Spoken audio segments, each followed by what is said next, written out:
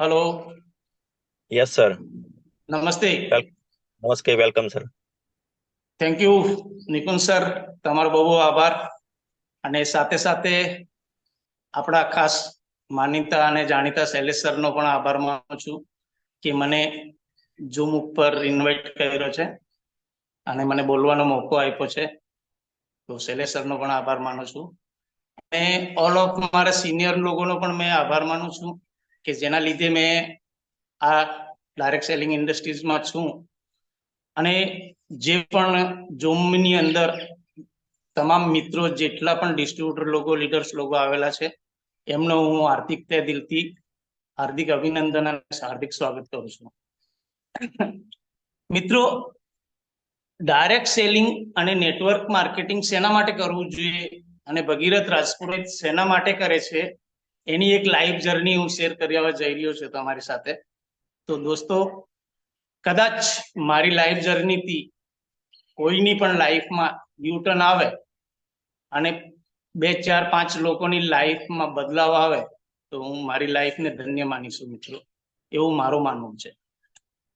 મિત્રો, નામ ભગીરથ રાજપુરોહિત છે અને પ્રોપર રાજસ્થાનથી બિલોંગ કરું છું અને સિન્સ 91 થી વલસાડમાં સ્ટેબલ છે.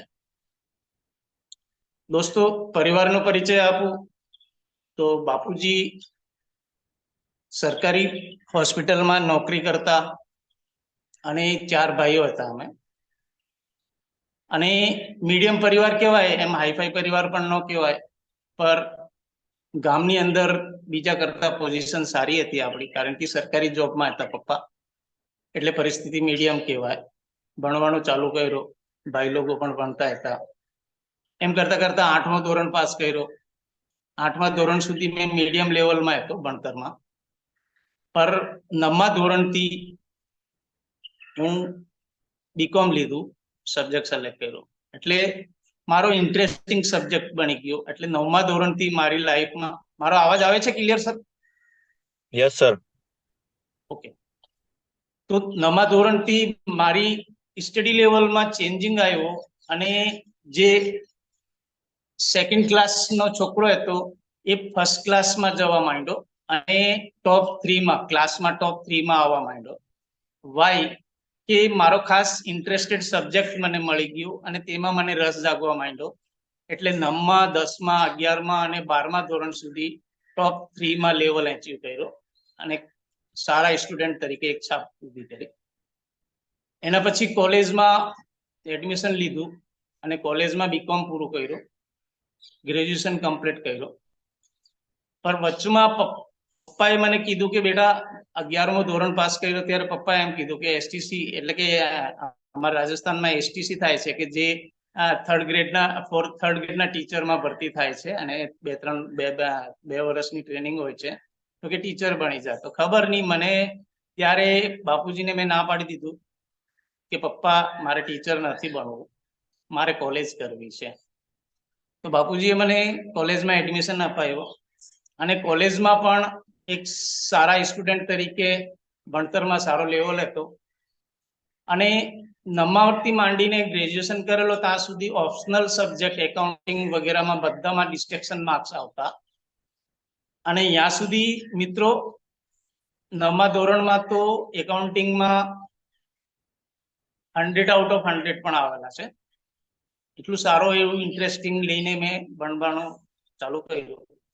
પણ જ્યારે સેકન્ડ યરમાં ભણતો હતો ત્યારે મિત્રો કે અત્યારે લાઈફમાં આપણે શું કરવું છે, 2 વર્ષમાં આપણું ભણતર પૂરું થઈ જશે, પર લાઈફ સેટિંગ કેવી રીતે કરીશું અને લાઈફમાં આપણે શું કરવું છે. તો દોસ્તો, એક સરસરી ભગવાને મને એવી એક સરસરી દ્રષ્ટિ આપી છે કે કોઈ પણ માણસને જોઈને મેં એનાથી કંઈ પણ સારો એક શીખવાનો પ્રયાસ કરું છું. તો માર્કેટ એટલે કે કહેવાનો મતલબ છે કે આપણે આજુબાજુ નજર મારી તો જે સરકારી નોકરી ઉપર નજર ગઈ કે સરકારી નોકરી કરવી જોઈએ કે નહીં કરવી જોઈએ, તો એક સરસરી નજર મારી કે ફોર્થ ગ્રેડની અંદર જે લોકો જોબ કરે છે એ લોકોની લાઈફમાં કઈ પરિવર્તન હોય નહીં, એકદમ ખેંચખાંચ વાળી જિંદગી જીવતા હોય, છોકરાઓને પણ સારું 2 ટકનો ખાવાનો આપી શકતા નથી. આ સિન્સ 89-90 ની વાત છે મિત્રો. તો 90 ની અંદર એવું એનાલિસિસ કર્યો કે ભાઈ શું કરવું જોઈએ, કારણ કે લાઈફમાં ભણતો ત્યારથી સપના ઊંચા હતા દોસ્તો, કે લાઈફમાં આપણે કઈ એવું સારું હોવું જોઈએ. તો 4th ગ્રેડમાં આપણે મન માઇન્ડમાં આવ્યો નહીં. પછી 2nd ગ્રેડના જે સરકારી નોકરી કરતા એ લોકો ઉપર નજર મારી તો 2nd ગ્રેડના 3rd ગ્રેડના જે લોકો હતા એ લોકોની મીડિયમ લાઈફ હોય છે, લાઈફમાં કઈ ઘણો મોટો અચીવમેન્ટ વગેરે નહીં હોય છે. પર 2nd ગ્રેડની અંદર જે નોકરી કરતા હોય એની લાઈફમાં થોડો ઘણો હોય છે કે લાઈફમાં સારી જિંદગી જીવી શકે છે અને લાઈફમાં એક મકાન બનાવી શકે છે અને છોકરાઓનો ક્વોલિફિકેશન એજ્યુકેશન સારો કરાવી શકે છે. પર એક સરસરી દ્રષ્ટિમાં મને ધ્યાન આવ્યું કે દોસ્તો 1st ગ્રેડની ક્લાસ 1 અધિકારીની જો નોકરી હોય આપણા પાસે તો લાઈફમાં જીંગાલાલા હોય છે, એક સારી લાઈફ થઈ શકે છે આપણી. તો એક ડિસિઝન લીધું કે જો સરકારી નોકરી કરવી તો ડાયરેક્ટ 1st ગ્રેડ 1 અધિકારીની નોકરી લેવાની નહીં, તો અધરવાઇઝ 2nd 3rd 4th ગ્રેડમાં જવાનું નહીં. પછી બીજું જે નજર મારી કે ભાઈ જે કોલેજ કરે છે, ગ્રેજ્યુએશન કરે છે, માસ્ટર ડિગ્રી કરે છે એ લોકોની લાઈફ કેવી છે. તો સરકારી નોકરી માટે કેટલા ટાઈમ સુધી આપણે પ્રયત્ન કરવો જોઈએ, કારણ કે મારા ગામની અંદર બહુ બધા લોકો હાઈલી એજ્યુકેટેડ લોકો હતા અને 10-10 વર્ષ સુધી સરકારી કોમ્પિટિશન, કારણ કે અમારી રાજપુરોહિત અટક છે એટલે અમે જનરલ કેટેગરીમાં આવીએ છીએ. તો જનરલ કેટેગરીની અંદર આવવા માટે આવે છે એટલે કે આરક્ષણનો કઈ લાભ મળતો નથી, એટલે કે જરા સિલેક્શનમાં બહુ બધો મોટો પ્રોબ્લેમ આવે છે. તો એના લીધે પછી શું થયું કે આપણે કોશિશ એ કરીએ કે ભાઈ સરકારી નોકરી જો શોર્ટ ટાઈમમાં મળી જાય, 2 વર્ષની અંદર ટ્રાય કરવાની, મળી જાય તો સારું, અધરવાઇઝ આપણે કંઈ પણ બીજું સિલેક્ટ કરી લઈએ. તો તે જે મેં જ્યારે ગ્રેજ્યુએશન કરતો ત્યારે અમારા જે આપણે બીકોમ લેવલનો, કોમર્સ લેવલનો સીએ સારામાં સારો કોર્સ હોય છે, તો મારો એજ્યુકેશન સારો હતો, એકાઉન્ટિંગ સારો હતો, એટલે 2nd ઓપિનિયન મેં મૂકેલો કે સરકારી નોકરી 2 વર્ષમાં મળી જાય 1st ગ્રેડની તો સારું, અધરવાઇઝ આપણે સીએ કરીએ, ચાર્ટર્ડ એકાઉન્ટન્ટ. તો એ બે ડ્રીમ્સ લીધા. અને ત્રીજું ડ્રીમ્સ એ હતો કે જો સીએમાં આપણે ક્વોલિફાઈ જે પ્રમાણે તે ટાઈમમાં સોશિયલ મીડિયા વગેરે કંઈ હતો નહીં અને જાણકારીનો અભાવ હતો, કોઈ ગાઈડલાઈન હતી નથી, ખાલી એક ડિસિઝન લીધેલો કે ચાર્ટર્ડ એકાઉન્ટન્ટ કરવાનો. તો આ બંને ડિસિઝનમાંથી લઈને પછી એક 91 ની અંદર મારા મોટા ભાઈઓ વલસાડની અંદર જોબ કરતા હતા.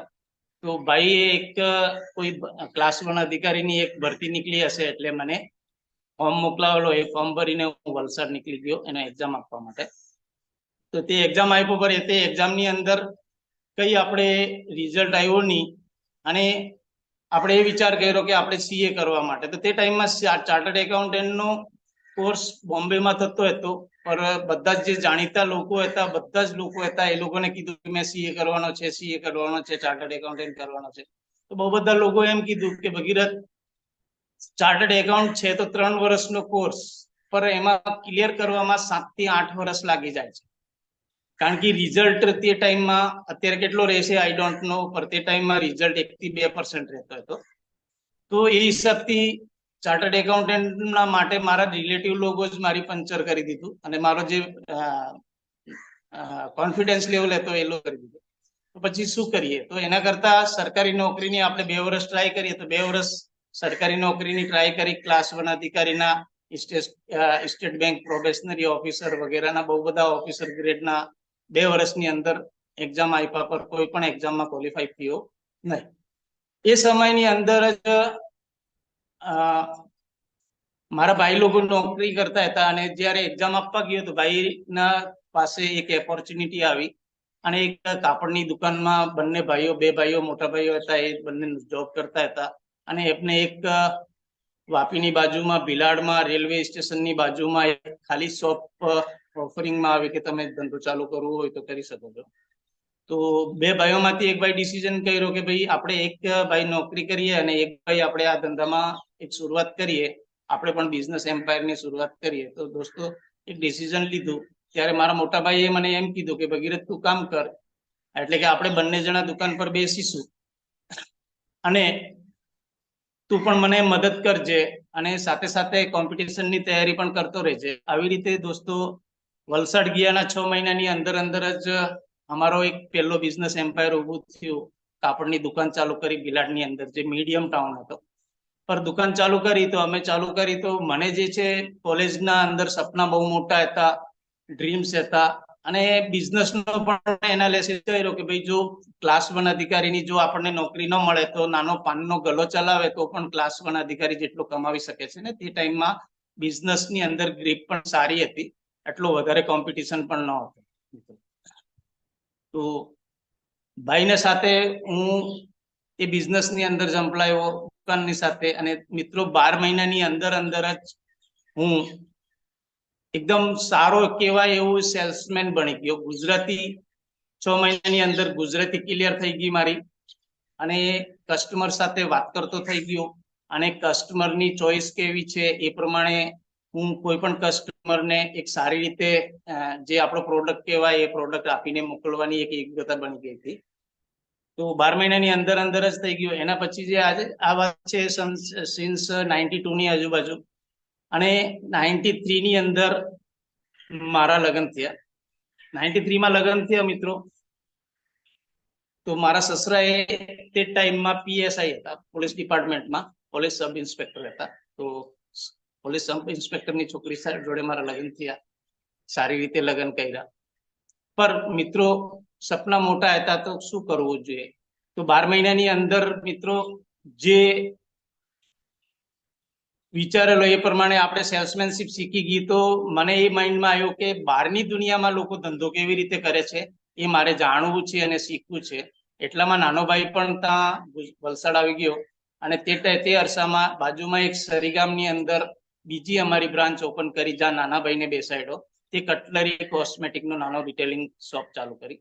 તો મેં એ વિચાર કર્યો કે ભાઈને કીધું કે મારે જરા છે ને બીજી કોઈ પણ બહારની દુનિયામાં કેવી રીતે લોકો ધંધો કરે છે એ મારે ધંધાની ટ્રીક લેવી છે, એટલા માટે મારે જોબ કરવી છે. તો ભાઈ મને પરમિશન આપી દીધી કે કઈ નહીં. તો 93 માં લગ્ન કર્યા પછી જયારે પરમિશન મળી તો ઓગસ્ટ મહિનાની અંદર, જુલાઈ મહિનામાં લગ્ન થયા, અને ઓગસ્ટ મહિનાની અંદર મેં વલસાડ આવ્યો. ઓગસ્ટ મહિનાની અંદર કાપડની દુકાનની અંદર મેં મતલબ ભાઈને કીધું કે કોઈ ઓળખાણ વાળા દુકાનદારને ત્યાં મારી જોબ લગાવી દો. ઓગસ્ટ મહિનામાં મિત્રો એમ કહેવામાં આવે છે, જે વેપારી મિત્રો હશે, કાપડની લાઈનના મિત્રો હશે, એ લોકોને ખબર હશે કે ઓગસ્ટ મહિનામાં કોઈ પણ સેલ્સમેન હોય એને બહાર કાઢે પર અંદર ભરતી ન કરતા હોય છે. પણ મારી સાથે ઉલટું થયું. ઓગસ્ટ મહિનામાં એક વેપારીને ત્યાં, દુકાનદારને ત્યાં ઓફર મૂકી તો મને ટ્રાયલ માટે મૂક્યો, અને ટ્રાયલ માટે મૂક્યો તો હમણાં મારા સામે એક પ્રશ્ન આવ્યો કે પગાર કેટલો માંગવાનો.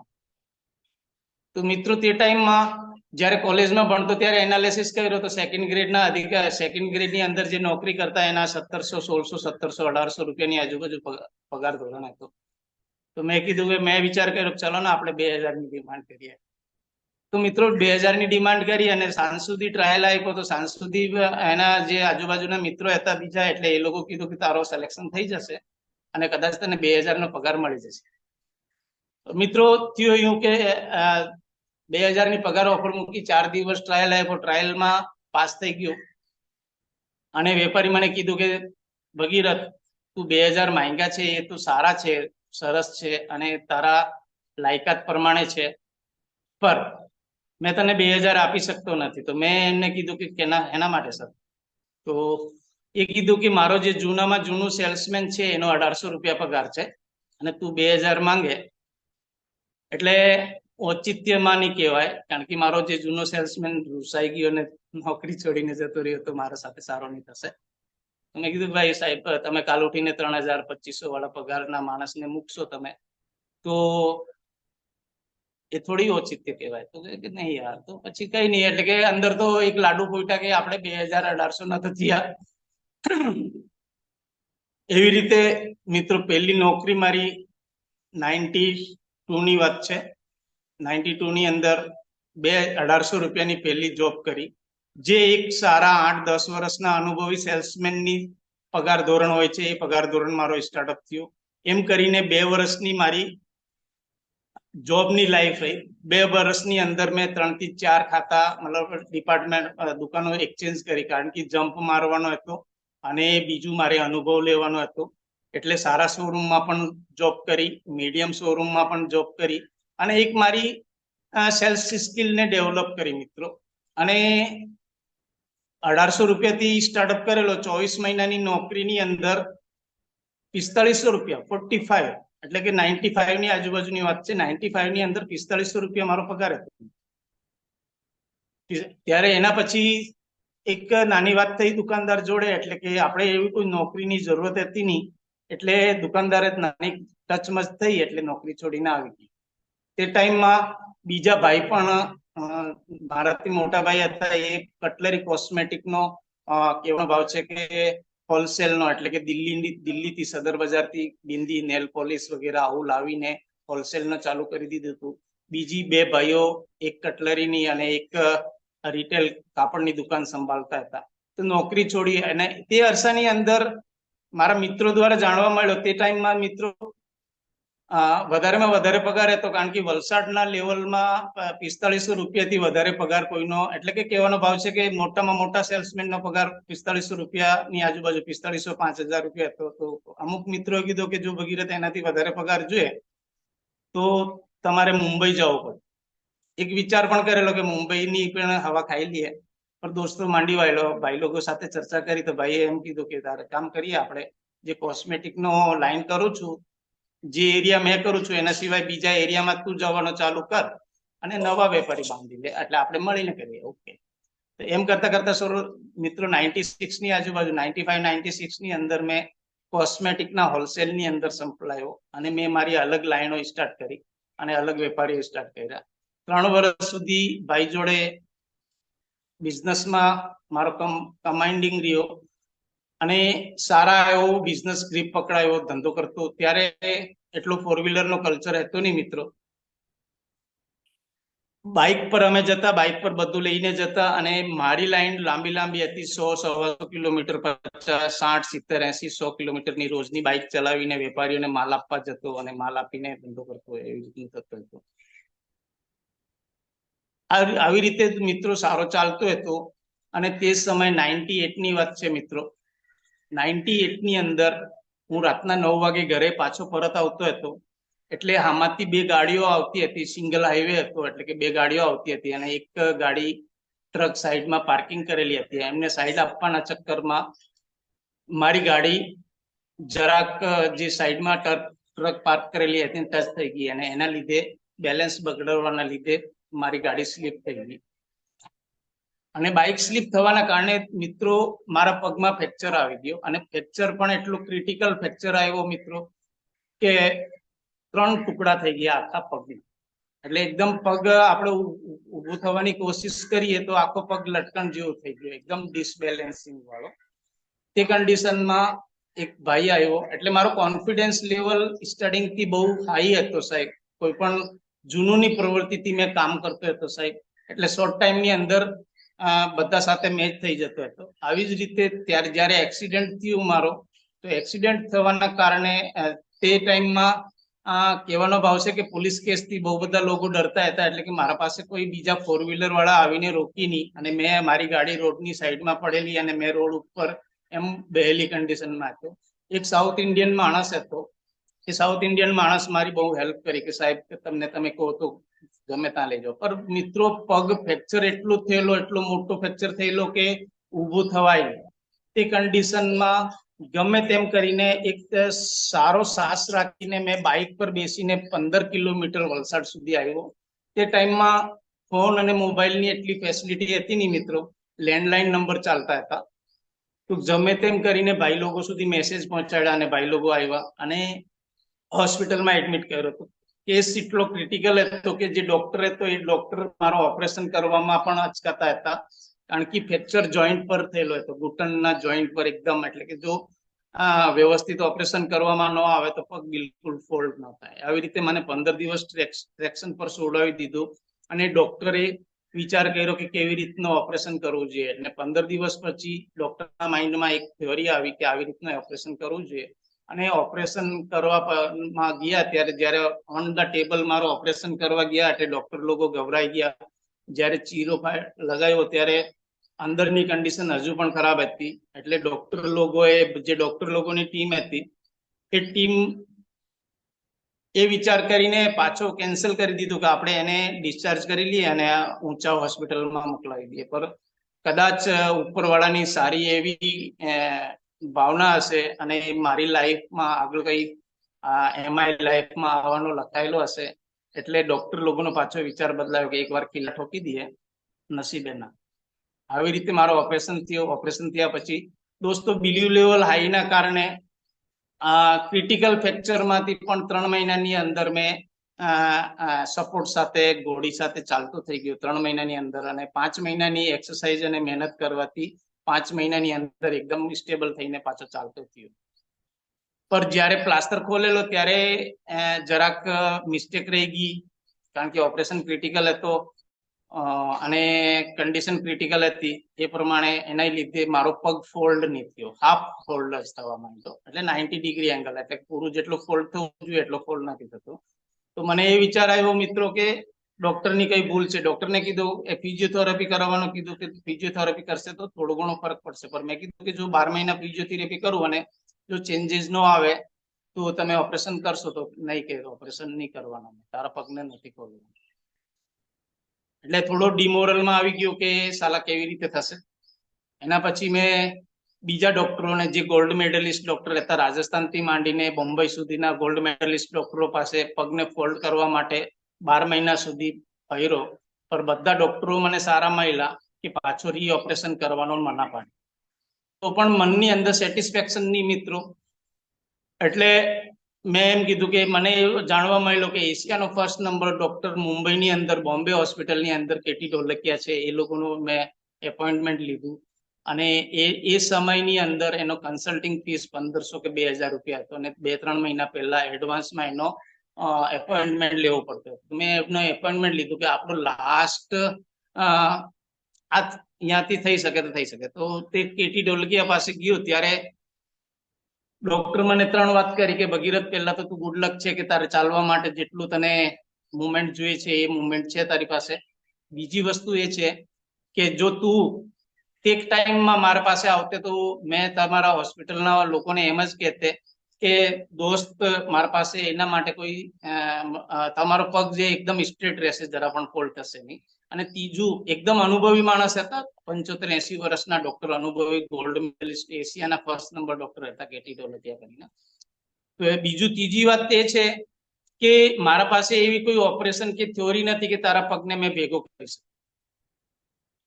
એ ટાઈમમાં જરા મારો થોડોક મોરલ ડાઉન થયું કે સાલા શું થશે. પણ ડોક્ટર તો ગાગરમાં સાગર ભરી દીધો. એટલે રસ્તામાં આવ્યા, મુંબઈથી ટ્રેનમાં બેસેલા મારા ભાઈ મારી જોડે હતા.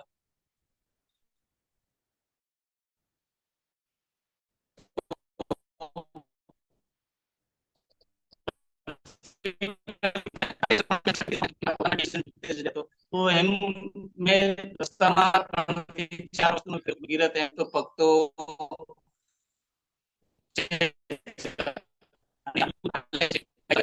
આવે છે, પર જ્યાં સુધી તારાથી દોડાય એટલો દોડ, જ્યાં સુધી તારાથી કામ થાય એટલું કામ કર. અત્યારે આજ પછી કોઈ પણ ડોક્ટર પાસે જવાનો નહીં. જે કન્ડિશન થાય નોર્મલ તકલીફ રહેવાની અને નોર્મલ તકલીફથી ગભરાવાનો નહીં. હજુ તારી લાઈફ બાકી છે. છોકરો ત્યારે નાનો છોકરો 12 મહિનાનો હતો અને બીજો બાબુ, મોટો બાબુ 4 વર્ષનો હતો. હજુ છોકરાઓની લાઈફ બાકી છે. તો જેટલું દોડાય એટલું દોડ. અને એક ડિસિઝન લીધું. અને મિત્રો તેના બીજા દિવસથી આવીને પછી પાછો હું પોતાના બિઝનેસ ડેવલપમેન્ટના વિચારમાં લાગી ગયો કે અત્યારે કરવું તો શું કરવું. પર પરિવારના લોકો એમ પાછો વિચાર મૂક્યો કે મારે કોઈ પણ ગ્રાઉન્ડ કરીને, ફિલ્ડ કરીને જ કોઈ પણ હોલસેલ માર્કેટિંગ જ કરવું છે, રિટેલમાં જવું નથી. પણ બધા પરિવારના લોકો એમ કે જો પાછો કોઈ કોઇન્સિડન્ટ બની ગયો તો પાછી એવું બની શકે. પર દોસ્તો એક એનાલિસિસ અને એ પ્રમાણે મેં વિચાર કર્યો કે રિટેલ કરતા હોલસેલનો ધંધો કરીએ તો તેમાં ટર્નઓવર વધારે કરી શકાય અને વધારે ટર્નઓવરમાં વધારે પૈસા કમાણી કરી શકાય, એવું મારું માનવાનું હતું. તો કરીએ તો શું કરીએ. કોસ્મેટિકનો જે ભાઈના જોડે ધંધો કરતો હોય તો તેમાં બાઇક પર 150-200 કિલોમીટર રન કરવાનો હતો. એટલે ભાઈને કીધું કે અત્યારે મેં આ લાઈનમાં તમારી જોડે નથી રહેવાનો, મેં બીજું કંઈ પણ ચાલુ કરવાનું છે. તો સરસરી નજર મારી તો એક કરિયાણાની લાઈન મને એવી નજર આવી કે જેની અંદર આપણે વલસાડની આજુબાજુના 25-50 કિલોમીટરની એરિયામાં પણ આપણે ફરીએ તો અસંખ્ય આપણને ધંધા કરવા માટે પાર્ટીઓ મળી શકે છે. તો એક ડિસિઝન લીધું કે આપણે પણ કરિયાણા લાઈનનો હોલસેલનો કરવાનો. તો એ ટાઈમમાં 98 ની વાત છે મિત્રો, 98 ની આજુબાજુ એ ડિસિઝન લીધો. પર પરિવારવાળા લોકો માન્યા નહીં કે હોલસેલ નથી કરવાનો, ફિલ્ડમાં કરવાનો નથી. અને મને જબરદસ્તીથી સરીગાંવ અને ભિલાડની એક કોઈ પણ દુકાન આપી દીધી કે આ દુકાન તારે સંભાળવાની. પર મિત્રો મારી એક જીદ હતી કે મારે રિટેલમાં બેસવું નથી, મારે કોઈ પણ માર્કેટિંગ હોલસેલની જ કરવાની. તો 12 મહિના ઝઘડા કરીને ઘરવાળાના, એટલે કે લોકો ઘરવાળાને એમ બી કીધું કે મેં કરીશું તો તમારી પરમિશન થી કરીશું. છેલ્લે 12 મહિનાથી કંટાળીને ઘરવાળાએ અમને પરમિશન આપી કે તારે જે કરવું હોય તે કર.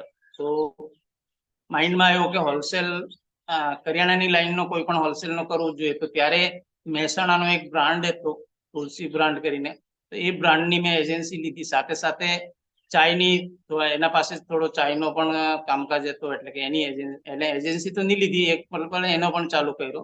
તો એમ કરીને મિત્રો તો કેવી રીતે કરવાનો, તો મિત્રો અંદર એક ઓફિસર ગ્રેડની એક લો ઓફ એટ્રેક્શન મારો ઓફિસરની લાઈફનો હતો.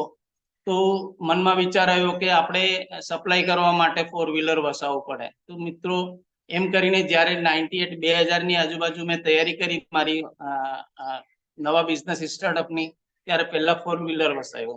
2000 ની અંદર મિત્રો મારી પાસે 4-વ્હીલર આવ્યો પહેલો, અને સ્ટાર્ટ કર્યો. અને મસાલાની હળદર, મરચું, ધાણા, જીરું, ધાણા પાવડર, ઓલ ઓવર મસાલાની એજન્સી લીધી અને એક એરિયો લીધો. અને એ એરિયાની અંદર ફરવાનું ચાલુ કર્યો. તો મિત્રો પહેલા દિવસે જ્યારે મેં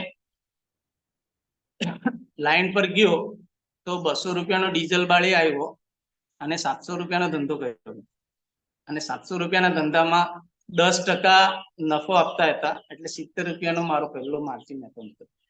પર મને ખબર છે કે નાના પાયાથી શરૂઆત થાય, ધીરે ધીરે મોટો કરી શકાય છે. પર મારો માર્જિન વધારવા માટે તે ફ્રીની ઓફર હતી, એ ફ્રીની ઓફર મેં વેપારીને 10% બીજો આપવાનો ઓછો કર્યો. શૈલેષભાઈ પણ કરિયાણા લાઈનના છે, બરાબર. તો આવી રીતે મેં સ્ટાર્ટઅપ કર્યું અને બિઝનેસને સેટઅપ કર્યો. અને સેટઅપ કર્યો ત્યારે એક 4-વ્હીલર મહેન્દ્રાની પીજોડ 540, જે સરકારી મહેકમાની અંદર તમને ખબર હોય તો વ્હાઈટ ફાઈબર બોડી અને બ્લુ કલરની જે જીપ આવે છે, એ જીપ લીધી મેં. અને તેની અંદર માલ ભરીને, મસાલાની બધી જ રેન્જ ભરીને બધા કિરાણાની દુકાનમાં માર્કેટિંગનો ચાલુ કર્યો.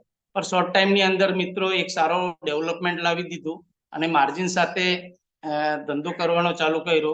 અને 2 લાખથી શરૂઆત કરેલી, ધીરે ધીરે મારી માર્કેટિંગ વધતી ગઈ અને મારી જે ઉધારની ફાઇલ, મારો એવું માનવાનું હતું કે વધારે સેલ્સ કરીશું તો વધારે નફો કમાવીશું. એટલે કે જોયા વગર મેં બહુ બધા વેપારીઓને ઉધારનો આપવાનો ચાલુ કરી દીધો. અને ઉધારીમાં કે ભાઈ આપણે જે માર્કેટમાં પડેલા છે એ પૈસા આપણા જ છે ને.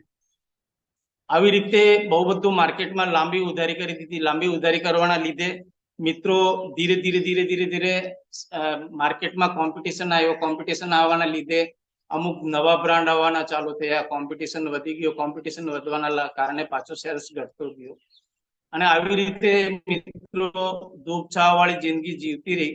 પર આ અરસાની અંદર 2000 થી માંડીને 2001 માંથી માંડીને 2009 એ ગાળાની અંદર મારી અંદર એક સવાલ ખટકતો હતો કે તે દિવસે જો મારી લાઈફમાં કઈ એવું ઊંધું થઈ ગયું હોત, એક્સિડન્ટ થયો ત્યારે, તો છોકરાઓનો કોણ? અને આજે જે લાખો રૂપિયાની માર્કેટમાં લાખો રૂપિયાની ઉધારી કરી દીધી. અને ઉધારી કરવી ઈઝી છે, પણ પાછી વસૂલ કરવી બહુ અઘરી છે મિત્રો. જે લોકો વેપારી મિત્રો હશે એમને ખબર હશે. તો બીજી કે આજે કોઇન્સિડન્ટ આપણી લાઈફમાં બની ગયો. અને આજે અત્યારે છોકરાઓ નાના છે, તો છોકરાઓનો કોણ? અને માર્કેટમાં જે લાખો રૂપિયા છે એ છોકરાઓને કોઈ આપશે નહીં. પણ તો પણ મજબૂરીથી આપણે ધંધો કરવાનો ચાલુ કર્યો. એમ કરીને મિત્રો ચાલતો હતો. આવી જ રીતે 98 ની અંદર જ અમે 4 ભાઈઓ, બેકની વાત કરું તો 98 ની અંદર જ અમે પહેલું મકાન લીધું. 4 ભાઈઓ મળીને આખી બિલ્ડિંગ જ લઈ લીધી, ફર્સ્ટ ફ્લોર, ગ્રાઉન્ડ ફ્લોર, એના ઉપર ફ્લેટ વગેરે. તો ત્યાં 98 થી 2000 સુધીમાં મારી પાસે મારો પોતાનો મકાન પણ બની ગયો. અને 2000 સુધી મારો પોતાનો બિઝનેસ પણ થઈ ગયો. અને મારા પાસે 4-વ્હીલર પણ આવી ગઈ. એટલે કહેવાનો ભાવ છે કે જે આપણી અંદર દિમાગની અંદર છાપ હતી ઓફિસર ગ્રેડની, એટલે કે થોડો થોડો થવા માંડ્યો હતો. તો મિત્રો આ મારો એક સવાલ ચાલતો હતો માર્કેટમાં, એટલે ધંધો સારો હતો, કમાણી પણ સારી હતી, પણ માર્કેટમાં ઉધારી ફસાઈ જતી અને બહુ બધા લોકો રાતોરાત બંધ કરીને પણ ભાગી જતા હતા. અને એ જ અરસાની અંદર નવી નવી વસ્તુઓ એડ કરતો ગયો. સાથે સાથે ચાઇની એજન્સી, એક લોકલ બ્રાન્ડની ચાઇની એજન્સી લીધી. ચાઇની એજન્સીમાં નફો સારો હતો, પણ એમ કહેવામાં આવે છે તે ટાઈમમાં ચાઇનો એટલે કે ઉધાર આપવું ફરજિયાત હતું અને બીજું પેમેન્ટ જલ્દી આવી જાય, પણ ચાઇનો પેમેન્ટ બહુ લે, 3 મહિના 4 મહિના. એમ કરતા કરતા મિત્રો માર્કેટમાં મારી ઉધારી ફસતી ગઈ અને ઉધારી ફસવાના કારણે અમુક ડેટ પણ પડતી ગઈ.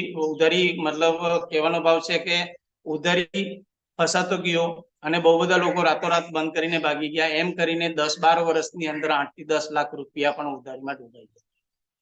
છતાં પણ હિંમત ન હારી, નવી નવી વસ્તુઓ એડ કરતો ગયો અને ધંધો કરતો ગયો, નવી નવી વસ્તુઓ એડ કરતો ગયો અને ધંધો કરતો ગયો. પણ માર્કેટમાં ઉધારી મોટી થઈ ગઈ, બહુ મોટી ઉધારી. અને આમાં જે પાર્ટી પાસેથી આપણે માલ લઈએ તેને તો મોસ્ટલી કેશ ટર્મ્સ હોય છે અથવા તો 15 દિવસની અંદર પેમેન્ટ આપવાનો હોય છે. તો પણ માર્જિન સાથે ધંધો કરતો અને લાર્જ ક્વોન્ટિટીમાં કરતો, એટલે કે બધું રોટેશન ફરી જતું હતું, પણ માર્કેટમાંથી નીકળવું અઘરું હતું. આવી જ રીતે મિત્રો 2009 સુધી આવું ચાલતું રહ્યું. અને મારી લાઈફમાં ડાયરેક્ટ સેલિંગની એન્ટ્રી કેવી રીતે થાય છે એ હું જણાવીશું તમને. તો 2009 ની અંદર મિત્રો મારી લાઈફની અંદર નેટવર્કની એન્ટ્રી થાય છે. કેવી રીતે થાય છે? કોઇન્સિડન્ટલી થાય છે. તે ટાઈમની અંદર 2-3 કંપનીઓ સારી ચાલતી હતી. તેમાં મારા મોટા ભાઈએ કોઈ RCM નામનો, મેં દિલથી ગર્વથી એ પ્લેટફોર્મનું નામ લઈશું, કારણ કે આજે જે પણ હું છું એ પ્લેટફોર્મની બદોલત છું અને લાઈફની અંદર જે પણ છું તો એ પ્લેટફોર્મની બદોલત છું. તો એકવાર મિત્રો હું એ પ્લેટફોર્મ અને જેટલા પણ સિનિયર લોકો છે મને જે સપોર્ટ કર્યો છે એ લોકો માટે દિલથી બધા પાસેથી એક તાળી માંગીશું, ક્લેપિંગ માંગીશું.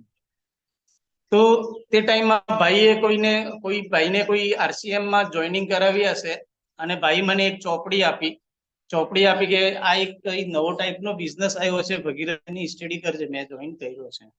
તો તે ટાઈમમાં મને એટલો કઈ ખ્યાલ હતો નહીં, એટલે કે ખાલી ઉપર એ ચોપડી ભણી લીધી, પર RCM ને નેટવર્ક માર્કેટિંગ ને આવું બધું સાંભળેલો, જોયો, એટલે કે મેં જોઈને પછી એના ઉપર ડીપલી વિચાર નહીં કર્યો. પર મિત્રો યુટર્ન આવવાની તૈયારી હતી. એના 2 મહિનાની અંદર મારા સાડુભાઈ 2 હતા, એ કઈ મુંબઈ ગયેલા હતા અને એમનો ફોન આવ્યો કે ભગીરથભાઈ ક્યાં છો? મેં કીધું વલસાડ છું. તો કે અમે મુંબઈ આવેલા છે, તમને મળવા આવી રહ્યા છે. મેં કીધું વેલકમ સર. તો એ 2 સાડુભાઈ હતા મારા, જે એક ટીચર હતા, પોતાની સ્કૂલ ચલાવતા હતા, અને એક બીજા જનરલ ગામની અંદર રહેતા હતા. એ 2 સાડુભાઈ મારા ઘરે આવ્યા. ઘરે આવીને બધું થોડી જનરલ વાતો થઈ અને મેં પણ એટલે કે એમ વિચાર કર્યો કે મને મળવા આવ્યા છે સ્પેશિયલી, પણ હકીકતમાં તે લોકો મળવા નથી આવેલા હતા, મને જોઈન કરવા માટે આવ્યા હતા. પર એ લોકોએ એમ કીધું કે આવું છે, આમ છે. તો મેં એમને કીધું કે મેં જરાક એની બાબતમાં ચોપડી તો વાંચી હતી, પણ બધું મને ખબર નહીં આવ્યું. તો કે બધું ખબર પડી જશે આપણે સવારે. તો એ લોકો મને ગાડીમાં બેસાડીને ત્યાં લઈ ગયા, શોપ હતી, ત્યાં શોપ પર લઈ ગયા અને 2000 રૂપિયાની બધી FMCG ની પ્રોડક્ટ પરચેઝ કરાવી યુઝ કરવા માંડ્યો. પર મને એમ કીધું કે તમે જો લાઈફની અંદર કંઈ મોટું કરવું હોય તો આ સિસ્ટમ એક સારો છે, પર મેં એટલો ડીપલી લીધું નહીં. પછી મને એમ કહેવામાં આવ્યો, પછી થોડો સ્ટડી પણ કરી મેં. તો એ લોકો તો રાજસ્થાન નીકળી ગયા, પર મારા પાસે ફોન આવ્યો કે ભગીરથભાઈ, સુરતની અંદર એક અમારા ખાસ ક્લોઝ મિત્ર આવે છે અને તેમની એક પ્રોગ્રામ છે અને આ આપણા બિઝનેસને લાગતો જ પ્રોગ્રામ છે, તો તમે તમારા 2 મિત્રોને લઈને જજો. પણ મારે પણ એટલે કે થોડું એટલે કે ક્લુ મળ્યો કે આ બિઝનેસમાં બહુ મોટો કરી શકાય છે, અને કોઈ પણ ક્લુ મળે એટલે કે ક્લુની ડીપલી સ્ટડી કરવાનો મારો સ્ટડીંગનો નેચર હતો, એટલે થોડી એની ડીપલી મેં સ્ટડી પણ કરી. તો સુરત ગયો મેં પર બે મિત્રોને લેતા જજો. તો કોને લઈને જાઉં એટલે કે એક મામાના છોકરાને લઈને ગયો અને એક અંકલના છોકરાને, બે છોકરાઓને ગાડીની અંદર ભરીને લઈ ગયા. તો દોસ્તો ત્યારે તે બધું ત્યાં જોયું અને ત્યાં જે મને ક્લિયરિફાઈ થયું, બહુ બધી વસ્તુઓ પોઈન્ટ આઉટ થઈ અને બહુ બધી વસ્તુઓ ક્લિયર થઈ. અને તેની અંદર બે વસ્તુઓ મારી બે ટિપ્સ ક્લિયર થયા. બહુ બધું મોટો હોલ હતો અને મોટા હોલની અંદર એક સોફ્ટવેર એન્જિનિયર 94 ની અંદર બેંકનો જે કોમ્પ્યુટરાઇઝ કર્યો તે સોફ્ટવેર એન્જિનિયર પોતે ત્યાં એક સ્પીકર હતા અને પોતાની લાઈફ સ્ટોરી શેર કરી. અને તે લોકોનો પોતાની કોઈની ઇન્કમ અત્યારે તે ટાઈમની અંદર લાખ રૂપિયા, 2 લાખ રૂપિયા આવી ઇન્કમ હતી. તો ઇન્કમથી તો ઇન્સ્પાયર થયો, ઇન્કમનો તો ચલો ગૌણ પોઈન્ટ છે, ઇન્કમથી ઇન્સ્પાયર થયો, પર સાથે સાથે એ જાણવા મળ્યો કે જિંદગી કે બાદ ભી ઓર જિંદગી કે સાથ. અને ત્યાં બધું ટીમ વર્ક થાય છે, ટીમથી શું ફાયદાઓ થાય છે એ બધું જાણવા મળ્યું અને બધું ડીપલી એનાલિસિસ કર્યો. તો જિંદગી વાસ્તવમાં એ જોવા મળ્યું કે વાસ્તવમાં જે આપણે બિઝનેસ એમ્પાયરની અંદર પૈસા નાખીને, લાખો રૂપિયા નાખીને આપણે જે ધંધો કરીએ છીએ તેની કોઈ ગારંટી નથી કે એની અંદર બધા સક્સેસફુલ થઈશું. અને કન્ટિન્યુ લાઈફ ટાઈમ આપણો ધંધો જેવું આજે ચાલે છે એટલું જ ચાલશે. તો એ પ્રમાણે એની જે વાત સમજમાં આવી કે વાસ્તવમાં જો ટીમ વર્ક મળે છે એને અહીંયા કોઈ પણ પૈસા એટલા રૂપિયા લગાવવાની જરૂરત નથી, અહીંયા કોઈ મોટો ઇન્વેસ્ટમેન્ટ કરવાની જરૂરત નથી. આવી રીતનો બધું ધીરે ધીરે બધું ક્લિયર થયું. તો પહેલો વસ્તુ જે મેં 9 વર્ષ સુધી દિમાગની અંદર એક યુતિ ચાલતી હતી કે આપણા પછી આપણી લાઈફનો શું અને આપણા છોકરાઓનો શું. તો ત્યાં એક ક્લિયર થયું કે વાસ્તવમાં જો આ ડાયરેક્ટ સેલિંગ અને નેટવર્ક માર્કેટિંગનો જો તેની અંદર બહુ મોટો પાવર છે અને જો આવું આ કરવામાં આવે તો આપણી લાઈફ સક્સેસફુલ થઈ શકે છે. બીજું એક એક્ઝામ્પલ ઇકોનોમિકલ સર્વે આપ્યો હતો કે જે લોકોને બધા અહીંયા લીડર લોકો બેલા છે બધાને સાંભળેલો હશે, જાણેલો હશે, તો પણ એકવાર નાની શોર્ટલી રિપીટ કરું છું કે 1920 થી માંડીને 2020 સુધીનો એક ઇકોનોમિકલ સર્વે બતાવે છે કે 20માં જેની ઇન્કમ 1 રૂપિયો હતી, 40માં જેની 10 રૂપિયા હતી, 60માં જેની 100 રૂપિયા હતી, 2000માં જેની 1000 રૂપિયા હતી, 2080માં જેની 1000 રૂપિયા, 2000ની અંદર જેની 10,000 રૂપિયા. તે લોકોની લાઈફ નોર્મલ લાઈફ છે. એટલો ઇકોનોમિકલ એટલે કે શું કે મોંઘવારી રેશિયો વધે છે કે દર 20 વર્ષની અંદર પોતાની ઇન્કમની અંદર 1 0 વધારવું પડે છે. ત્યારે મારી એક દિમાગની અંદર એક હાઇલાઇટ થઈ, વાસ્તવમાં 2020 તો આવવાનો છે અને ત્યારે તે લીડર એમ કીધું કે 2020ની અંદર જો તમારી 1 લાખ રૂપિયાની ઇન્કમ ન હશે તો તમે લાઈફ જીવી શકશો નહીં. એટલે મારા દિમાગની અંદર એક ઉથલ મચાવી ગઈ કે આપણે કમાતા તો છે, તે ટાઈમમાં સારી ઇન્કમ તો કરતા હતા, પર ઉધારીમાં જેટલું જોઈએ એટલો પૈસો માર્કેટમાંથી આવતો નહીં હતો અને પૈસા માર્કેટમાં જ ફસાઈ રહેતા હતા અને મીડિયમ જર્ની ચાલતી હતી.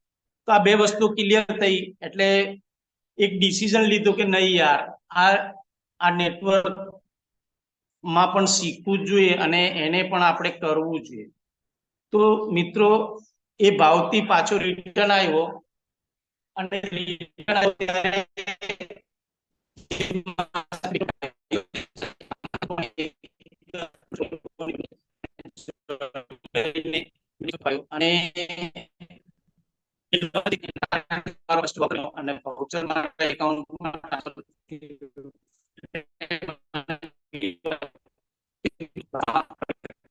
તમારો નેટ ઇશ્યુ થાય છે. હા સર, અવાજ આવે છે સર? વચ્ચે વચ્ચે નેટ ઇશ્યુ થાય છે. ઓકે સર, હમણાં આવે છે ને? Yes. Okay sir, thank you. તો આવી રીતે દોસ્તો મેં સ્ટાર્ટઅપ કર્યો અને ફર્સ્ટ પાછા લીડર લોકોનો ફોન આવ્યો કે અમારા લીડર લોકો આવે છે. અને મારા માટે એક પ્લસ પોઈન્ટ હતો મિત્રો કે મારા જે સિનિયર લોકો હતા એ બધા રાજસ્થાનથી હતા અને મેં સ્ટાર્ટઅપ મારી પહેલી શરૂઆત વલસાડથી હતી. એટલે કે મારા પાસે રોજે ફોલોઅપ લેવા વાળા કોઈ નહીં હતા. એના કારણે પણ હું સેલ્ફ ડિપેન્ડન્ટ જલ્દી બની ગયો, કારણ કે મારે એકલાને જ કરવાનો હતો, મારે કોઈ પણ નો સપોર્ટ હતો નહીં. તો મિત્રો જેમ જેમ લોકો મારા સાડુ લોકોએ મને કીધું એ પ્રમાણે મેં કરતો ગયો. સાડુએ એમ કીધું કે અમારે એક સિનિયર આવે છે એટલે કે તમે કામ કરજો કે તમારા ઘરે 10-20 લોકોને ભેગા કરીને રાખજો.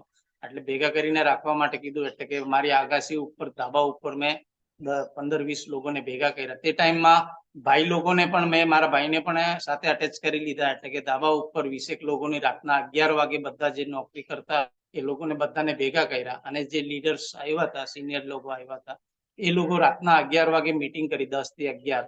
અને તે ટાઈમમાં મેસેજ પર બધું બિઝનેસ આવતો હતો. અને એ મેસેજ પર બિઝનેસ આવતો હતો એટલે કે એ લોકો મને એમ કે એ લોકો જયારે મીટિંગ સ્ટાર્ટ કરી ત્યારે એક મોબાઈલમાં મેસેજ કરીને બતાવ્યો કે જો આ બિઝનેસ છે એટલે કે દિવસમાં નહીં રાતના પણ થઈ શકે છે.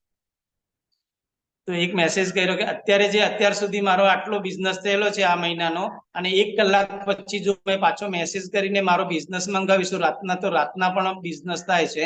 અને હકીકતમાં મિત્રો ત્યારે મેસેજની મારફત બિઝનેસ મંગાવ્યો ત્યારે જે બી બિઝનેસ હતો એની અંદર 20,000 રૂપિયાનો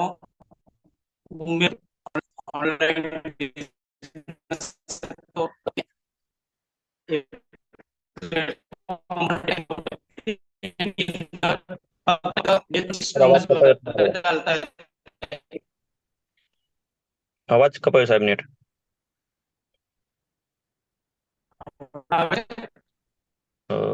ના કપાઈ ના આવ્યો થોડો.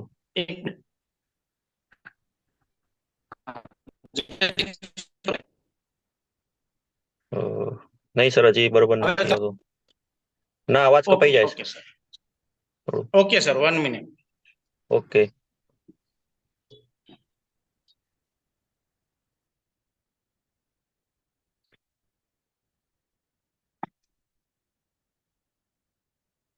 હમણાં આવે છે સર? Okay ready. હેલો, આવે છે હા ને? સાહેબ આવ્યો. હા આવે છે. Okay sir, okay sir. તો એ ટાઈમમાં દોસ્તો એ પ્લેટફોર્મ ઉપર મેં મહેનત કરી અને એક સારી એવી ટીમ બનાવી. તે ટાઈમની અંદર 2-3 સિસ્ટમ સારી રીતે ચાલતા હતા. એક RCM નો નામ હતો. અને દોસ્તો મિત્રો એમ કેવું ને કે જે મારા સિનિયર હતા એ સિનિયરનો હું પણ આભાર માનું છું કે મને આ એક સિસ્ટમ પ્રોવાઈડ કર્યો કે જેના લીધે આપણી લાઈફમાં મોટો બદલાવ કરી શકાય છે. અને બીજી વસ્તુ એ કેવું છું, RCM જે પ્લેટફોર્મ છે એ પ્લેટફોર્મ મારા માટે એક શું કહેવામાં આવે છે કે લાઈફ ટર્નિંગ પોઈન્ટ કહી શકાય છે. તો એ સિસ્ટમને મેં ક્યારે ભૂલતું નથી. કારણ કે મારો એજ્યુકેશન જે ડાયરેક્ટ સેલિંગ અને નેટવર્ક માર્કેટિંગ નો એજ્યુકેશન જે છે એ બધું ત્યાંથી પૂરું થયું. અને મેં એમ પણ માનું છું કે એ મારા માટે એક યુનિવર્સિટી છે માસ્ટર ડિગ્રી લેવા માટે, બિઝનેસની માસ્ટર ડિગ્રી લેવા માટે. દોસ્તો હકીકતમાં કેવું છું કે ડાયરેક્ટ સેલિંગ અને નેટવર્ક માર્કેટિંગ જે છે એ એક એવું પ્લેટફોર્મ છે કે જ્યાં લાઈફને સક્સેસ કેવી રીતે કરી શકાય છે, એ સક્સેસ કેવી રીતે મેળવી શકાય છે, એ સક્સેસ નો કોઈ જગ્યા એજ્યુકેશન નથી, કોઈ પણ જગ્યા ઇન્સ્ટિટ્યૂટ નથી, કોઈ પણ કોલેજ નથી કે જ્યાં તમને આપણે એજ્યુકેશન તો પૂરું લઈ લઈએ, ડિગ્રી કરી લઈએ, માસ્ટર ડિગ્રી કરી લઈએ, એન્જિનિયરિંગ કરી લઈએ, બધું જ કરી લઈએ, પર આ ડિગ્રી લીધા પછી લાઈફમાં હાયર સક્સેસ કેવી રીતે લેવાની એવી કોઈ જગ્યાએ નોલેજ અને એજ્યુકેશન બહારની દુનિયામાં આપવામાં આવતો નથી. જ્યારે એક ડાયરેક્ટ સેલિંગ ઇન્ડસ્ટ્રીઝ એક એવી ઇન્ડસ્ટ્રી છે મિત્રો કે જ્યાં તમને એક લાઈફ હાયર લાઈફ અને હાઈ ક્લાસ લાઈફ જીવવા માટેના સપનાઓ ઉભા કરે છે. અને સપનાઓની સાથે સાથે સપનાઓને પૂરા કેવી રીતે કરવા એનું એજ્યુકેશન પૂરું પાડે છે. તો દોસ્તો મારું માનવું એવું છે કે હકીકતમાં આ એક બિઝનેસ એક બહુ નાનો બિઝનેસ છે. જ્યારે પણ શરૂઆત કરે છે ત્યારે માણસને બહુ નાનો માઇક્રો બિઝનેસ નજર આવે છે, કારણ કે ઇન્કમ થતી નથી. પણ ઇન્કમ નથી થાય, પર જો ડીપલી એનાલિસિસ કરે અને 5 વર્ષ 10 વર્ષ પછીનું એનો વિઝન ક્લિયર કરીને એનો મંથન કરે તો 5 વર્ષ પછી 10 વર્ષ પછી એના પાસે જે ટીમ જનરેટ થાય અને ટીમ જનરેટ થવાના કારણે જે પણ ટર્નઓવર આવે છે અને ટર્નઓવરના પ્રમાણે એની ઇન્કમ કેટલી પહોંચે છે એ જો વિચાર કરે તો દુનિયાનો સૌથી મોટામાં મોટો બિઝનેસ ડાયરેક્ટ સેલિંગ અને નેટવર્ક માર્કેટિંગ છે. વાય કે દોસ્તો એટલું મોટું ટર્નઓવર આજે જે છે સિનિયર લોકોના જે પણ લોકોના છે કરોડો રૂપિયાનો ટર્નઓવર થાય છે. અને કરોડો રૂપિયામાં મહિનાની લાખો રૂપિયાની ઇન્કમ આવે છે. તો એ લાખો રૂપિયાને એમ કહેવામાં આવે છે, બિઝનેસની ગણિત ભાષામાં કહેવામાં આવે છે કે મોર ટર્નઓવર મોર ઇન્કમ, લો ટર્નઓવર લો ઇન્કમ. બહારની દુનિયાની અંદર મિત્રો જો મોટો ટર્નઓવર કરવું હોય તો આપણે મોટો બિઝનેસ સ્ટાર્ટ કરવું પડે છે, મોટા ઇન્વેસ્ટમેન્ટ કરવું પડે છે, જ્યાં લાખો ની કરોડો રૂપિયા, આજની તારીખમાં કરોડો રૂપિયા ઇન્વેસ્ટમેન્ટ કરે છતાં પણ બિઝનેસને સેટ કરવાનો નથી. 50-50% એ બધું ધીરે ધીરે જ્યારે જ્યારે મેં એ સિસ્ટમને હેન્ડલ કરતો ગયો અને ટીમ બનાવવાનો ચાલુ કર્યો તો મિત્રો શરૂઆતની અંદર બહુ તકલીફ પડી, કારણ કે ગોલ ક્લિયર થઈ ગયો કે નેટવર્ક માર્કેટિંગ, ડાયરેક્ટ સેલિંગ ઇન્ડસ્ટ્રીઝની અંદર હાયર સક્સેસ છે. અને એક ડિસિઝન લીધું કે મારે આજ કરવાનો છે, પર પાર્ટ ટાઈમમાં. વાય કે એની અંદર પણ ડેવલપમેન્ટ કરવા માટે ખર્ચા કરવા પડે છે અને ફિલ્ડમાં ફરવું પડે છે. પર એક ડિસિઝન એ લીધું કે પાર્ટ ટાઈમ કરતા કરતા ધીરે ધીરે એને ફૂલ ટાઈમર બનવું છે, કારણ કે જેમ જેમ મેં એનો બધા સેમિનાર, પ્રોગ્રામ, ટ્રેનિંગ્સ વગેરે ભરતો ગયો, એમાં બધું જાણવા મળ્યું. ધીરે ધીરે મારા બધા જ પોઈન્ટ ક્લિયર થતા ગયા અને ધીરે ધીરે એનાથી શીખતો ગયો અને ઘણા ખરા પોઈન્ટ ક્લિયર થયા મિત્રો. તેમાં પહેલો પોઈન્ટ હતો જિંદગી કે સાથ ભી और જિંદગી કે બાદ ભી. કારણ કે મને એવી એક લાઈફ જોતી હતી કે મારા ગયા પછી આ માર્કેટની અંદર લાખો રૂપિયાની ઉધારી છે, જો મેં આ દુનિયામાં નહીં રહું તો આ લાખો રૂપિયાની ઉધારી મારા છોકરાઓને કોઈ ઘરે બેસવા આપવા આવવાના નથી. એનું નુકસાન 100% જવાનું.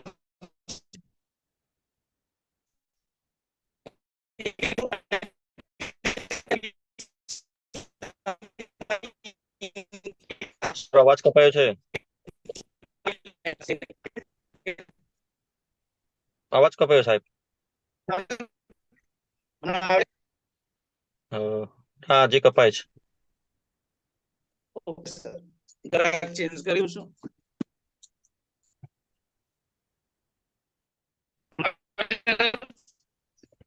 એટલે નથી, હજી અવાજ કપાય જ છે થોડું.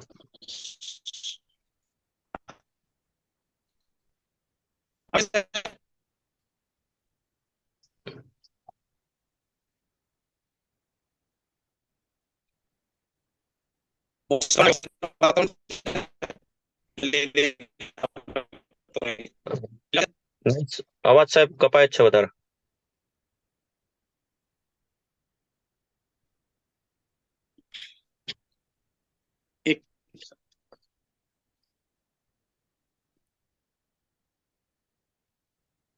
સાહેબ હા, અત્યારે આવ્યો. Okay sir.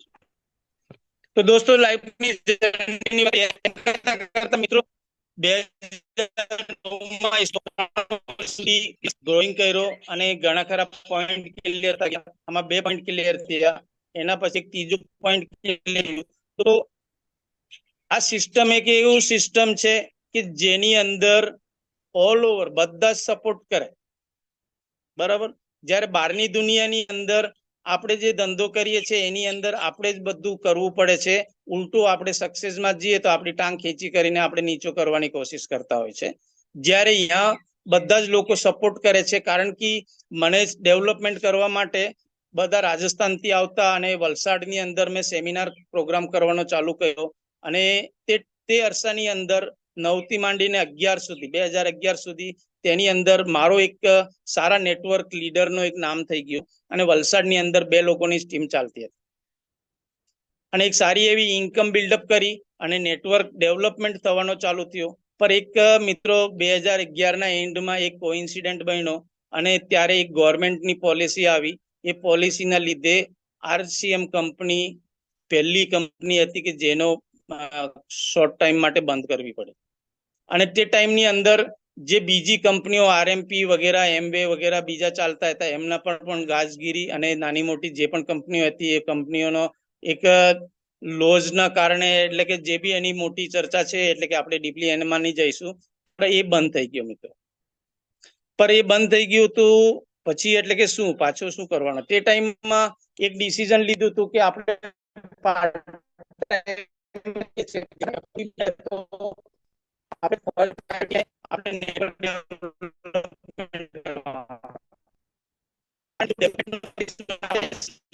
અવાજ કપાય સાહેબ,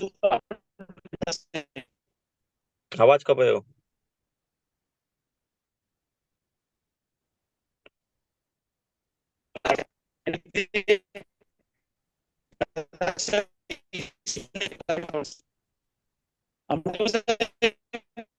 નહીં સર, અવાજ કપાય છે વધારે. તમારો વિડીયો બંધ રાખો.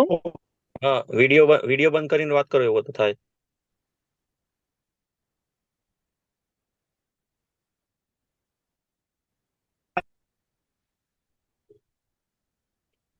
હમણાં આવે છે સાહેબ અવાજ?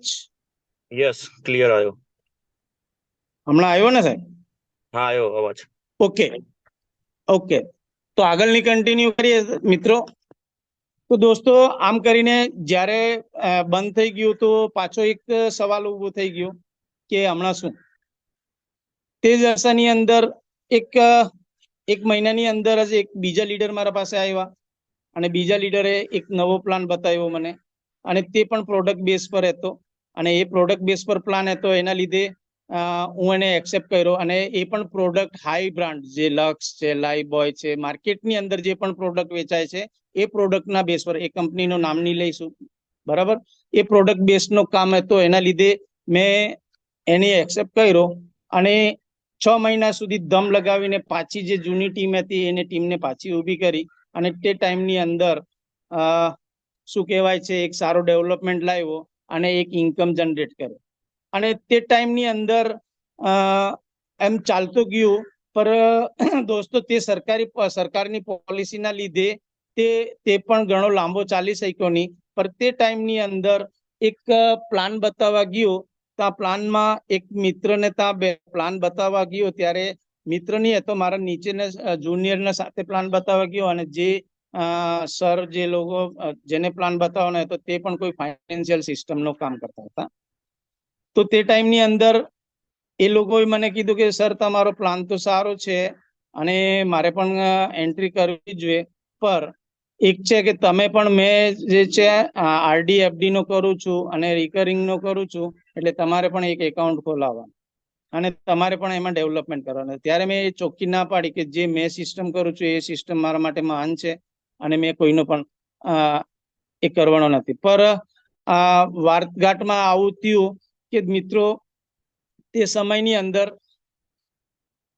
એ લોકો મારી એક એકાઉન્ટ ઓપન કરી દીધું અને એકાઉન્ટ ઓપન કરવાથી એ લોકો ચાલુ થઈ ગયો, મારી સેવિંગનો ચાલુ કર્યો, પર સાથે સાથે મારો એક જોઈનિંગ પણ નાખી દીધી હતી. અને એ સમયની અંદર બધું ગવર્મેન્ટની લોઝના લીધે જે પ્રોડક્ટ બેઝનો ચાલુ કર્યો, એટલે 6-7 મહિનાની અંદર તે પણ બંધ થઈ ગયું.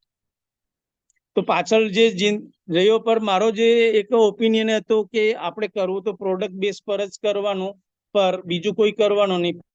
એ કોઇન્સિડન્ટ બનવા લાયક છે, લાઈફની જર્નીને આપણે કોઈ ટાળી શકાય નહીં. એ પ્રમાણે તે જે ફાઇનાન્શિયલ, એ પણ એક સારો પ્લેટફોર્મ હતો. Multi state multipurpose corporative society હતી, જે ગવર્મેન્ટના લોઝ અને ધારાધોરણ પ્રમાણે એકદમ લીગલાઇઝ હતો. કોઈ પણ એટલે કે ચોરચિંદી કંપની ન હતી, પર એની અંદર પણ મારો ઇન્ટરેસ્ટ ન હતો.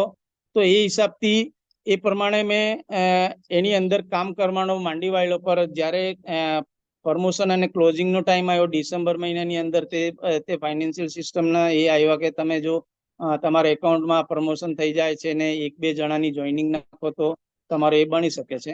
તો મેં એટલે કે વગર ઇન્ટરેસ્ટથી એની અંદર મારી જોઈનિંગ નાખીને બે લીડર લોકોને એને આપી દીધા. અને મારો જે હતો કે ભાઈ ઓપિનિયન હતો કે આપણે જે છે એ પાછો જે છે ને આપણે એ જ કરવાનો છે, કયો પ્રોડક્ટ બેઝનો.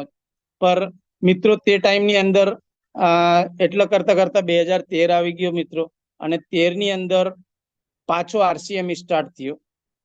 તો આરસીએમ પાછો સ્ટાર્ટ થયો તો તે ટાઈમમાં 12 મહિના સુધી આરસીએમ બંધ રહ્યો.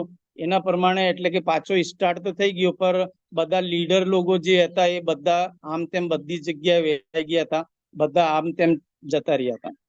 તો એ પ્રમાણે ધીરે ધીરે ને પાછો નવો સેટ કર્યો અને નવા લોકો સાથે કમ્પાઉન્ડિંગ કરીને નવી પાછી ટીમ ઊભી કરી. 6 મહિનાની અંદર પાછી એક વ્યવસ્થિત ટીમ ઊભી કરી અને પહેલા મહિનાનો જે છે વાઉચર મારો લગભગ 5,000 નો પાછો રીસ્ટાર્ટ કર્યો ત્યારે 5,000 નો પાછો વાઉચર બન્યો હતો. પણ 6 મહિનાની અંદર શું થયું કે જે લીડર સાથે વલસાડના લોકલ લીડર સાથે પાછી નવી ટીમ ડેવલપ કરી, તે લીડર છે એટલે કે કહેવાનો મતલબ છે કે નીતિનો સારો નહીં હતો. જે મારા સારા લોકોની જે સારો ટર્નઓવર આપતા, કારણ કે મારો માર્કેટિંગનો સાથે સાથે કામ તો ચાલુ હતો. કારણ કે માર્કેટિંગનો જે ચાલુ કરેલો ત્યારે માર્કેટિંગનો જે હોલસેલનો ચાલુ હતો એની અંદર ઉધારી ફસાયેલી હતી. ઉધારી ફસાવાના લીધે માર્કેટમાંથી બહાર નીકળી શકતો નહીં હતો. પણ તે અરસાની અંદર જેમ શીખતો ગયો એમ મારો વિઝન ક્લિયર થતો ગયો. જેમ શીખતો ગયો એમ વિઝન ક્લિયર થતો ગયો. તો એના લીધે મારો એક મિશન ગોલ તો ફિક્સ જ હતો કે ધીરે ધીરે એની અંદર ફૂલ ટાઈમ આવું છે. પણ માર્કેટમાં ઉધારી વધારે હતી. જો એકદમ ફૂલ ટાઈમ આવવા માંડી જાઉં તો મારી લાખો રૂપિયાની ઉધારી માર્કેટમાં ફસાઈ જાય, 1 રૂપિયો બી આવે નહીં. એના લીધે મારી ફર્સ્ટ પ્રાયોરિટી એમ હતી કે આપણને જેમ ચાન્સ મળે શીખવા માટે, જ્યાં જવું હોય ત્યાં શીખવા માટે જવાનો, જ્યાં ચાન્સ મળે ત્યાં પ્લાન બતાવવા જવાનો હોય ત્યારે પ્લાન બતાવવાનો અને એના એક્સ્ટ્રા ટાઈમ મળે તેમાં કરવાનો. એટલે કે આપણે પ્યોર એ બી નહીં કહી શકાય કે આ છે, બંને મિક્સ કમ્બાઇનિંગ ચાલતું હતું. અને એ ટાઈમની અંદર એ જે છે જે વલસાડના એક સિનિયર લીડર સાથે, નામ નથી બતાવીશું, પણ એ જે છે મારા લીડર જે મોટું ટર્નઓવર કરિયાણા લાઈનના હતા, ચા પત્તીના વગેરે સારા કસ્ટમર હતા જે ટર્નઓવર આપતા હતા, એ લોકોની એમની 4 થી 5 લોકોની જોઈનિંગ બીજી જગ્યાએ એના પોતાના પર્સનલ હેતુના લીધે બીજી જગ્યાએ કરાવી દીધી. એટલે મારો માઇન્ડ હટી ગયો. એટલે મેં એને લેપ્સ કરી દીધું કે એવા સિનિયર સાથે કામ નહીં કરવાનો. કારણ કે આપણે આમાં લાઈફ બનાવવાની છે અને લાઈફ જો લાઈફમાં જો આ લોકો આવી રીતે આપણે કરશે તો ન ચાલશે. આવી રીતે દોસ્તો મિક્સ લાઈફ રહી. અને એમ કરતા દોસ્તો તે ટાઈમની અંદર 2013 ની અંદર મેં વગર કઈ કર્યા એક જે ફાઇનાન્શિયલ જે મલ્ટી સ્ટેટ કોર્પોરેટિવ સોસાયટીનો RDFD નો જે પણ કામકાજ હતો એમાં પણ ટીમ વર્કનો કામકાજ હતો. 12 મહિના સુધી નોર્મલ એટલે કે જે 2 જણાની જોઈનિંગ આપી અને સિનિયર લોકોએ સંભાળતા હતા અને જે પૈસા આવતા હતા ત્યારે 1,000, 2,000, 3,000 આવી રીતનો પૈસા આવતા હતા. એ ટાઈમની અંદર મારી ઇન્કમ ડિસેમ્બર મહિનાની અંદર વગર કઈ કામ કર્યા 16,000 રૂપિયાની ઇન્કમ બની. તો પછી મેં એમ કે વિચાર્યો કે ચલો ફાઇનાન્શિયલ છે, કંપની સારી છે, તો આમની અંદર આપણે મહેનત કરવી જ જોઈએ. અને તે ટાઈમની અંદર RCM અને બંનેનો મેં કે કોમ્બો કે ભાઈ આ જે છે આ ફાઇનાન્શિયલ ફિલ્ડ છે અને આ પ્રોડક્શન બેઝનો છે. એટલે કે આપણે આના અલગ કેટેગરીના લોકો હોય છે અને આના અલગ કેટેગરીના લોકો હોય છે. એ પ્રમાણે આપણે એની અંદર શરૂઆતની અંદર આપણે બંને ચાલુ રાખ્યો. પર તે લીડર દગો કરવાના લીધે મેં RCM માંથી લેપ્સ થઈ ગયો અને તે જે છે ફાઇનાન્શિયલ સિસ્ટમની અંદર બહુ મહેનત કરી. અને મહેનત કરીને મિત્રો 2 વર્ષ એને સાથે સાથે પણ એક ગોલ પણ ડિસાઇડ કરેલો કે જ્યાં સુધી ડાયરેક્ટ સેલિંગ એટલે કે નેટવર્કથી આપણી ઇન્કમ 50,000 રૂપિયા, મિનિમમ 50,000 રૂપિયા ઇન્કમ ન આવે ત્યાં સુધી આપણે ફૂલ ટાઈમ નેટવર્કમાં આવવાનો નહીં. મિનિમમ 50,000 ની ઇન્કમ, 4-6 મહિના સુધીની ઇન્કમ. કારણ કે મારી સ્ટડીમાં એમ પણ જાણવા મળેલો કે જે નેટવર્ક છે એ નેટવર્ક 50-50% નો રેશિયો હોય છે. 50-50% ના રેશિયોમાં આપણે સક્સેસ પણ થઈ શકે છે અને ફેલિયરમાં પણ જઈ શકે છે. તો બહારની દુનિયાનો જે પણ બિઝનેસ કરીએ છીએ એ બહારની દુનિયાના બિઝનેસના પણ 50-50% ના ચાન્સીસ હોય છે કે આપણે સક્સેસ પણ થઈ શકીએ છીએ અને ફેલિયરમાં પણ જઈ શકાય છે. તો એક કહેવાનો ભાવ છે કે નેટવર્ક એક કાચનો બંગલો છે, એની અંદર રહેવાનો પણ આનંદ તો બહુ આવે છે, પણ એક કાંકર લાગી જાય એટલે કાચનો બંગલો ધરાશાયી થઈ જાય છે. તો એ પણ કટુ સત્ય છે. પર મિત્રો જો આપણો જોશ, જુનૂન અને આપણો ગોલ અને મિશન અને વિઝન ક્લિયર હોય તો દોસ્તો ગમે ત્યાં આપણે સક્સેસ લઈ શકાય છે. એમ કરતા મિત્રો 2015 આવ્યો અને 2015 ની અંદર પાછું જે છે નવી સરકાર આવી અને બધા જે છે મલ્ટી સ્ટેટ કોર્પોરેટિવ સોસાયટીના ઉપર બધી એક ગાજગરી ગવર્મેન્ટની અને બધી જ મલ્ટી સ્ટેટ મલ્ટીપર્પઝ કોર્પોરેટિવ સોસાયટીઓ બધી બંધ થઈ. અને તે ટાઈમની અંદર મિત્રો એક મારો એટલે કે મેં બંને કર્યો. એટલે કે જે ધંધાની અંદર જે સારી ઇન્કમ કરતો હતો અને સાઈડમાં એમાં ડેવલપમેન્ટ કરવા માટે ટાઈમ આપતો હતો, મિટિંગો, ટ્રેનિંગો અટેન્ડ કરવા માટે જતો હતો અને ઓર્ગેનાઇઝેશન કરતો હોય તો બધું ત્યાં બધું ડેવલપમેન્ટ માટે નાના નાના પ્રોગ્રામ પણ કરતો હોય તો એના લીધે તેના ધંધામાં પણ ફરક પડ્યો દોસ્તો. આવી રીતે આ ગાળાની અંદર 2 વાર મારે પોતાના બિઝનેસમાં પણ ડાઉનફોલ આવ્યો, પણ ડાઉનફોલ આવવાના લીધે મેં ગભરાયો નહીં, પણ એને પાછો નવી નવી વસ્તુઓ એડ કરીને નવી નવી વસ્તુઓ એટલે કે કરિયાણા લાઈનની એડ કરીને પાછો હાઈક પર લાવ્યો. પણ દોસ્તો આજે છે દોસ્તો કહેવામાં આવે છે કે આપણે જો એક મોટા વિચાર સાથે અને ઊંચી સોચ, બડી સોચ કા બડા જાદુ, આપણે મોટી સોચ રાખીએ તો મોટી સોચના આધારે આપણા સાથે મોટો પણ થઈ શકે છે.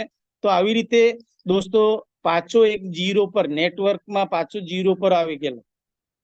અને તે ટાઈમની અંદર 9 થી 15 સુધીની એટલે કે આપણે 5 થી 6 વર્ષની જે જર્ની રહી એ જર્નીની અંદર મેં એક ફિક્સ તો કરી લીધું કે આ માર્કેટમાંથી બહારનો જે ટ્રેડિશનલ માર્કેટમાંથી બહાર નીકળવાનો છે. આમાંથી બહાર નીકળીને 100% આપણે 100% આપણે ટાઈમ એની અંદર આપવાનો છે. અને લાઈફની અંદર જે પણ સપના આ લાઈફની અંદર દોસ્તો જે પણ સપના છે સપના પણ પૂરા કર્યા છે મેં. સમય હશે તો હું બતાવીશું, અને તો આગળ કન્ટિન્યુ પછી કરીશું મિત્રો.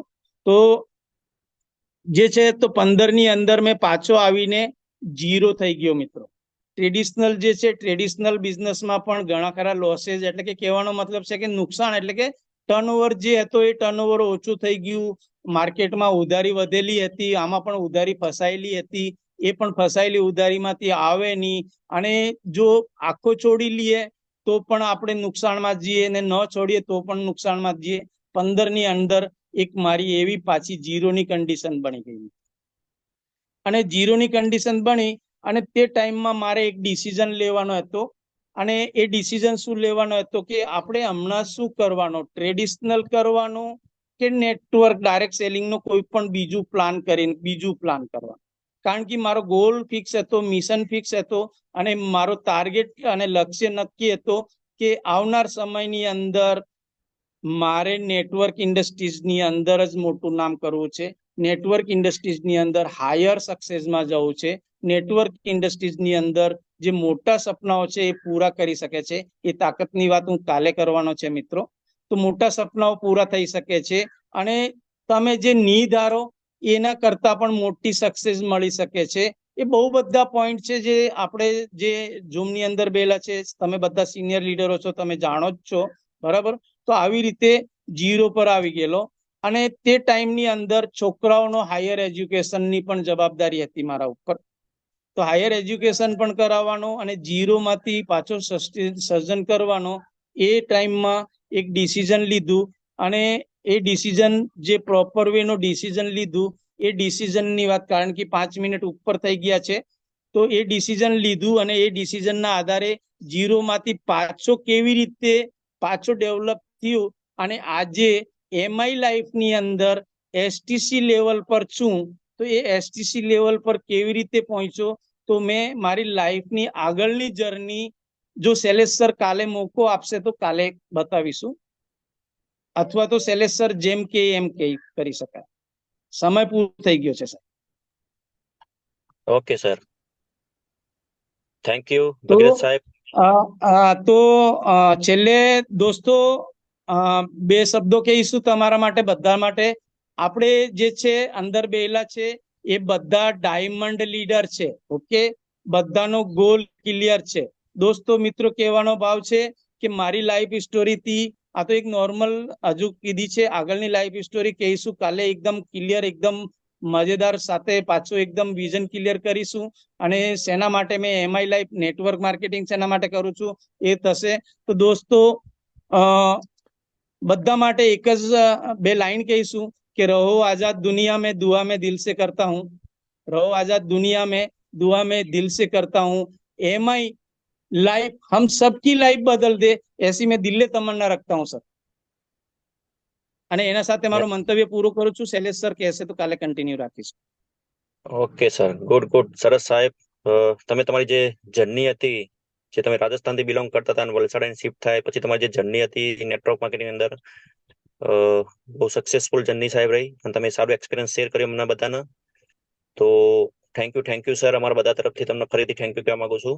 અને લાસ્ટ આપણા ઓકે ક્લોઝિંગ સ્પીચની અંદર આપણા એનટીસી લીડર એવા સુરેશ પંજારા સાહેબને આપણે વેલકમ કરીશું. તો please happy to welcome Suresh Panjara સાહેબ. યસ સર, નમસ્કાર. નમસ્કાર.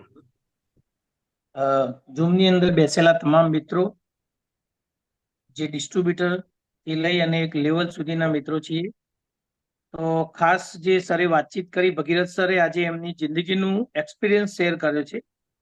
હજી ખરેખર રિયલની અંદર વ્યક્તિ ક્યાં હતા અને શું તકલીફ પડી, નેટવર્ક કરવાનું કારણ શું અને ડાયરેક્ટ સેલિંગમાં કેમ આવ્યા, એમની જર્નીની આજે વાત કરી છે. અને આવતીકાલે એમનું પર્સનલી વાત કરશે કે માય લાઈફ સ્ટાઇલમાં આવવાનું કારણ શું અને કારણ કેમ બન્યું. કારણ કે કોઈ પણ વસ્તુ કારણ ના હોય ને ત્યાં સુધી કામ થતું નથી. તો એમને આપણે કાલે ફરી સાંભળીશું. ભગીરથ સર, તમે કાલે સવારે તૈયાર થઈ અને રેડી થઈને આવી જજો. કાલે બી તમારો આખો પાર્ટ રહેશે, પૂરું સિસ્ટમ બતાવી દેજો જે તમે ક્યાંથી જોઈનિંગ કર્યું અને ક્યાં સુધી અત્યારે પહોંચ્યા છો. ઓકે સર, તો વાતચીત કરીએ. તો ભગીરથ સરે આજે આવતીકાલે આપણને વાત કરશે, પણ થોડી વાત કરું તો મિત્રો જોઈ શકો છો કે જે વ્યક્તિ દુનિયાની અંદર ઘણા બધા કાર્ય કર્યા પછી પણ કામ નવું કરવાની આકાંક્ષા હોય છે, કારણ કે જિંદગીમાં સફળ થવું છે બધાને, પણ સફળતા માટેનો સાચો રસ્તો ના મળે ત્યાં સુધી કોઈ પણ વ્યક્તિ સફળ થઈ શકતો નથી. કારણ કે અહીંયા જે લીડર સક્સેસ થયા છે, જે ડિસ્ટ્રીબ્યુટર લીડર, જે સિનિયર લીડર અહીંયા આ બિઝનેસની અંદર કોઈ લેવલ ઉપર પહોંચ્યા છે, તો એમની કોઈ ને કોઈ જર્ની છે. કોઈ ડાયરેક્ટલી ઘરેથી ઉભા થઈને સીધા એનટીસી કે સીટીસી કે આઈટીસી નથી બની તેમ. તો તમે જાણી શકો છો આજે જે તમે પોઝિશનમાંથી ચાલી રહ્યા છો એ પોઝિશન સારી છે, કારણ કે તમને એક આઈડિયા એડવાન્સમાં મળે કે અગર જો સિનિયરને નાની મોટી તકલીફ પડી હોય તો આપણને બી પડશે, કોઈ ચિંતા કરવાની જરૂર નથી. એમાં એક આપણને આઈડિયા મળે છે. બીજી વાતચીત કરીએ ખાસ કે અહીંયા આપણે 8:25 આપણે પ્રોગ્રામ પૂર્ણ કરી દઈશું. તો 2 મિનિટ વાત કરી લઉં કે આવતીકાલે